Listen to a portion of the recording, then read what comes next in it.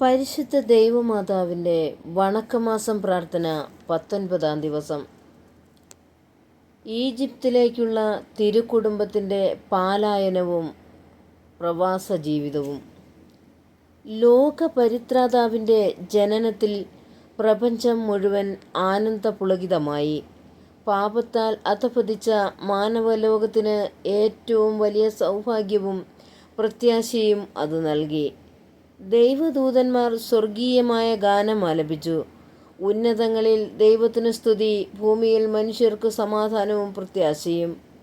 ബെത്ലഹേത്തിലുണ്ടായിരുന്ന ആട്ടിടയന്മാരും പൗരസ്ത്യ വിജ്ഞാനികളും അവതീർണനായ ദൈവസുതനെ സന്ദർശിച്ച് ആരാധനയർപ്പിക്കുകയും അവരുടെ ഉപഹാരങ്ങൾ കാഴ്ചവെക്കുകയും ചെയ്തു. ഹല്ലേലൂയ എന്ന ഗീതം മൂകജാലങ്ങൾ പോലും ആലപിച്ചു. എന്നാൽ യഹൂദന്മാർക്ക് ജനിച്ചിരിക്കുന്ന രാജശിശു തൻ്റെ പ്രതിയോഗിയായിരിക്കുമെന്ന് സ്വേച്ഛാധിപതിയായ ഹെറോദേസ് കരുതി. എല്ലാ സ്വേച്ഛാധിപതികളും ആധുനിക യുഗത്തിലും പൗരാണിക യുഗത്തിലും ക്രിസ്തുവിനെ തങ്ങളുടെ പ്രതിയോഗിയായിട്ടാണ് കാണുക. അല്ലെങ്കിൽ സമ്പത്തിനും സ്ഥാനമാനങ്ങൾക്കും ലൗകിക സുഖഭോഗങ്ങൾക്കും പ്രതിബന്ധമായി ക്രിസ്തുവിൻ്റെ പ്രബോധനങ്ങളെ കാണുന്നവരുമുണ്ടാകാം. പൗരസ്ത്യ വിജ്ഞാനികൾ യഹൂദന്മാരുടെ നവജാതനായ രാജശിശുവിനെ കാണുവാനായി വന്നപ്പോൾ അക്കാര്യം ഗ്രഹിച്ച ഹെറോദേസ് തൻ്റെ പ്രതിയോഗിയായ രാജശിശുവിനെ നിഗ്രഹിക്കുവാൻ തീരുമാനിച്ചു. തന്നിമിത്തം ദൈവദൂതൻ വിശുദ്ധ യൗസേപ്പിന് പ്രത്യക്ഷനായി ശിശുവിനെയും അവൻ്റെ മാതാവിനെയും കൂട്ടിക്കൊണ്ട് ഈജിപ്തിലേക്ക് പോകുവാനുള്ള നിർദ്ദേശം നൽകി.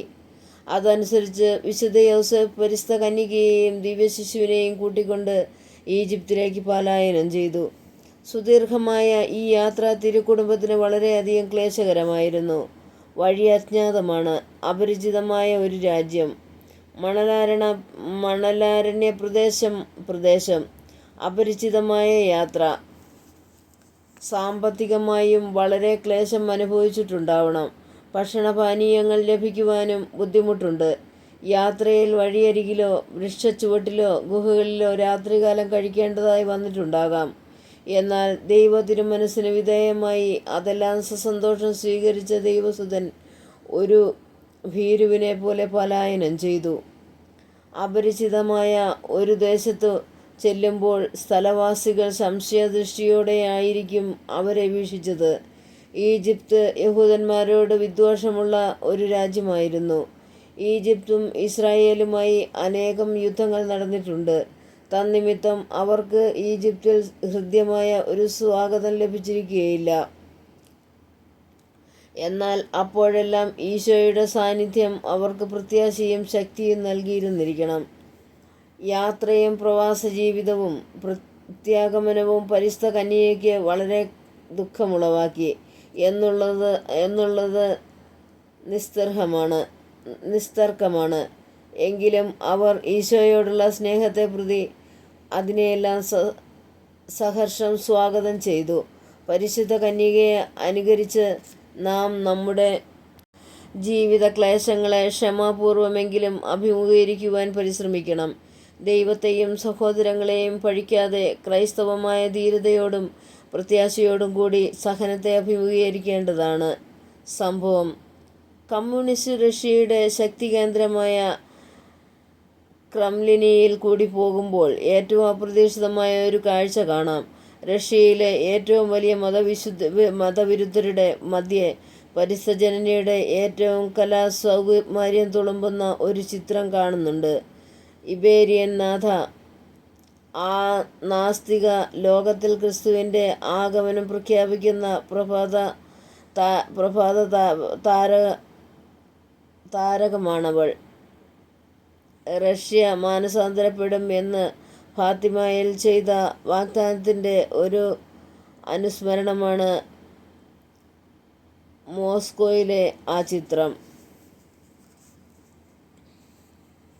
ആ ചിത്രം ഗ്രീസിലുള്ള മൗണ്ട് അഥോസ് ആശ്രമത്തിലെ സന്യാസികൾ ആലേഖനം ചെയ്തതാണ്.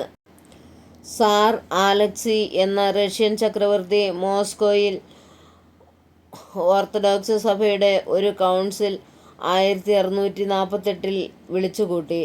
മൗണ്ട് ആഥോസിലെ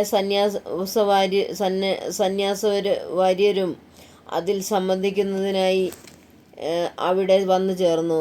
അവർ തങ്ങളുടെ നാഥയുടെ ചിത്രം ആഘോഷപൂർവ്വം സംവഹിച്ചു കൊണ്ടുവന്ന് സർ ചക്രവർത്തിക്ക് സമ്മാനിച്ചു. ചക്രവർത്തി അത് അദ്ദേഹത്തിൻ്റെ സ്വകാര്യ കപ്പേളയിൽ സ്ഥാപിക്കുകയാണ് ചെയ്തത്. ദിവ്യജനനിക്ക് അതിഷ്ടപ്പെട്ടില്ല.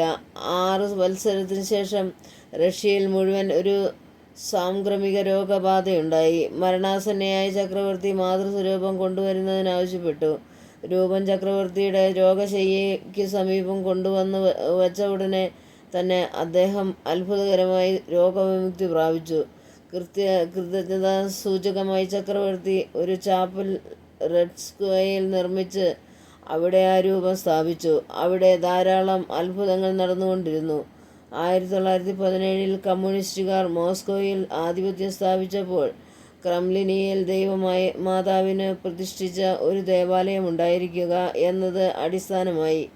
അവർ റഷ്യയിലെ ദേവാലയങ്ങൾ നശിപ്പിച്ചപ്പോൾ അതും നശിപ്പിച്ചു. പക്ഷേ ഒരു കമ്മ്യൂണിസ്റ്റ് കലാപ്രേമി പ്രസ്തുത രൂപം ഒരു മഹത്തായ കലാസൃഷ്ടിയാണെന്നറിഞ്ഞ് മതവിരുദ്ധ കലാശാലയിൽ സ്ഥാപിക്കുകയാണുണ്ടായത്. ആ തിരുസ്വരൂപം അവളുടെ വിമലഹൃദയ ജീവിതത്തെ പ്രതിഷ്ഠിച്ച് അവിടെ നിലകൊള്ളുന്നു. പ്രാർത്ഥന. ദൈവമാതാവേ, പരിശുദ്ധ കന്യാമറിയമേ, ഈജിപ്തിലേക്കുള്ള പ്രയാണത്തിൽ അവിടുന്നും അങ്ങേ വിരക്ത ഭർത്താവായ മാർ യോസേപ്പിതാവും ഉണ്ണിമിശിഹായും അനേകം യാതനകൾ അനുഭവിക്കേണ്ടി വന്നല്ലോ. എങ്കിലും അതെല്ലാം ദൈവതരമനസ്സിന് വിധേയമായി സന്തോഷപൂർവ്വം സഹിച്ചു. ഞങ്ങളുടെ ജീവിതത്തിൽ ഞങ്ങൾക്കുണ്ടാകുന്ന ബുദ്ധിമുട്ടുകളും ക്ലേശങ്ങളും ക്ഷമാപൂർവ്വം അഭിമുഖീകരിച്ച് സ്വർഗരാജ്യത്തിൽ എത്തിച്ചേരുവാനുള്ള അനുഗ്രഹം പ്രാപിച്ചു തരണമേ. അങ്ങ് ജീവിച്ചതും പ്രവർത്തിച്ചതും ഈശോയ്ക്ക് വേണ്ടിയായിരുന്നു. അതുപോലെ ഞങ്ങളും എല്ലാ കാര്യങ്ങളും ഈശോയ്ക്ക് വേണ്ടി ചെയ്യുവാനും സഹിക്കുവാനും ഞങ്ങളെ പ്രാപ്തരാക്കണമേ.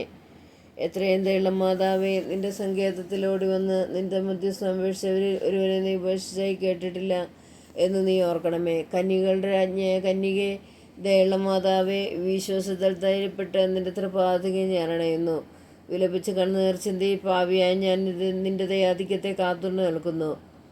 അവതരിച്ച വചനത്തിൽ മാതാവേ, ഞങ്ങളുടെ അപേക്ഷകൾ ഉപേക്ഷിക്കാതെ ദയാപൂർവം കേട്ടറിയണമേ. ആമേൻ. ജന്മപാപമില്ലാതെ ഉത്ഭവിച്ച ശുദ്ധമറിയമേ, പാപികളുടെ സങ്കേതമേ, ഇതാ നിന്റെ സങ്കേതത്തിൽ ഞങ്ങൾ തേടി വന്നിരിക്കുന്നു. ഞങ്ങളുടെ മേൽ അലിവായിരുന്ന് ഞങ്ങൾക്ക് വേണ്ടി നിന്റെ തിരുക്കുമാരനോട് പ്രാർത്ഥിച്ചു കൊള്ളണമേ. സ്വർഗസ്ഥനായ ഞങ്ങളുടെ പിതാവേ, അങ്ങയുടെ നാമം പൂജിതമാകണമേ. അങ്ങയുടെ രാജ്യം വരണമേ. അങ്ങയുടെ തിരുമനസ്സത്തിലെ പോലെ ഭൂമിയിലാകണമേ. അന്ന് വേണ്ട ആഹാരം നീ ഞങ്ങൾക്ക് തരണമേ. ഞങ്ങളോട് തെറ്റ് ചെയ്യുന്നവരോട് ഞങ്ങൾ ക്ഷമിക്കുന്നത് പോലെ ഞങ്ങളുടെ തെറ്റ് ഞങ്ങളോട് ക്ഷമിക്കണമേ. ഞങ്ങളെ പ്രലോഭനത്തിൽ ഉൾപ്പെടുത്തരുത്, തിന്മയിൽ രക്ഷിക്കണമേ. നന്മ സ്വസ്തി, കർത്താവ് അമ്മയുടെ കൂടെ സ്ത്രീകളും അനുഗ്രഹിക്കപ്പെട്ടവളാവുന്നു. അമ്മയുടെ ഫലമായി ഈശോ അനുഗ്രഹിക്കപ്പെട്ടവനാവുന്നു. പരിശുദ്ധ തമ്പുരാൻ്റെ അമ്മേ, പാപികളായ ഞങ്ങൾക്ക് വേണ്ടി ഇപ്പോൾ ഞങ്ങളുടെ വൻസമയത്തും തമ്പുരാൻ്റെ അപേക്ഷിക്കണമേ. ആമേൻ. പ്രധാനമന്ത്രി ആദിലെ പുലപ്പുഴന്നേക്കും. ആമേൻ. ജന്മപാപമില്ലാതെ ഉത്ഭവിച്ച ശുദ്ധമറിയമേ, പാപികളുടെ സങ്കേതമേ, ഇതാ നിന്റെ സങ്കേതത്തിൽ ഞങ്ങൾ തേടി വന്നിരിക്കുന്നു. ഞങ്ങളുടെ മേലരിവായിരുന്ന് ഞങ്ങൾക്ക് വേണ്ടി നിന്റെ തിരുക്കുമാരനോട് പ്രാർത്ഥിച്ചു കൊള്ളണമേ. സ്വർഗസ്ഥനായ ഞങ്ങളുടെ പിതാവേ, അങ്ങയുടെ നാമം പൂജിതമാകണമേ. അങ്ങയുടെ രാജ്യം വരണമേ. അങ്ങയുടെ തിരുമനസ്സുപോലെ ഭൂമിയിലാകണമേ. അന്ന് വേണ്ട ആഹാരം നീ ഞങ്ങൾക്ക് തരണമേ. ഞങ്ങളോട് തെറ്റ് ചെയ്യുന്നവരോട് ഞങ്ങൾ ക്ഷമിച്ചിരിക്കുന്നത് പോലെ ഞങ്ങളുടെ തെറ്റ് ഞങ്ങൾ ക്ഷമിക്കണമേ. ഞങ്ങളെ പ്രലോഭനപ്പെടുത്തരുത്, തിന്മയിൽ രക്ഷിച്ചു കൊള്ളണമേ. നന്മ പറഞ്ഞവരുമേ, സ്വസ്തി, കർത്താവ് അമ്മയുടെ കൂടെ സ്ത്രീകളും അനുഗ്രഹിക്കപ്പെട്ടവളാകുന്നു. അമ്മയുടെ ദരിദ്രഫലമായ ഈശോ അനുഗ്രഹിക്കപ്പെട്ടവനാകുന്നു. പരിശുദ്ധമേ, തമ്പുരാൻ്റെ അമ്മേ, പാപികളായ ഞങ്ങൾക്ക് വേണ്ടി ഇപ്പോൾ ഞങ്ങൾ മനസ്സുമത്തും തമ്പുരാൻ്റെ അപേക്ഷിച്ചു കൊള്ളണമേ. ആമേൻ. പിതാവിനും പുത്രനും സ്വർഗ്ഗസ്ഥനായ ആദിലെ പോലെ എന്നേക്കും. ആമേൻ. ജന്മപാപമില്ലാതെ ഉത്ഭവിച്ച ശുദ്ധമറിയമേ, പാപികളുടെ സങ്കേതമേ, ഇതാ നിന്റെ സങ്കേതത്തിൽ ഞങ്ങൾ തേടി വന്നിരിക്കുന്നു. ഞങ്ങളുടെ മേൽ അലിവായിരുന്ന് ഞങ്ങൾക്ക് വേണ്ടി നിന്റെ തിരുക്കുമാരനോട് പ്രാർത്ഥിച്ചു കൊള്ളണമേ. സ്വർഗസ്ഥനായ ഞങ്ങളുടെ പിതാവേ, അങ്ങയുടെ നാമം പൂജിതമാകണമേ. അങ്ങയുടെ രാജ്യം വരണമേ. അങ്ങയുടെ തിരുമനസ്സുപോലെ ഭൂമിയിലാകണമേ.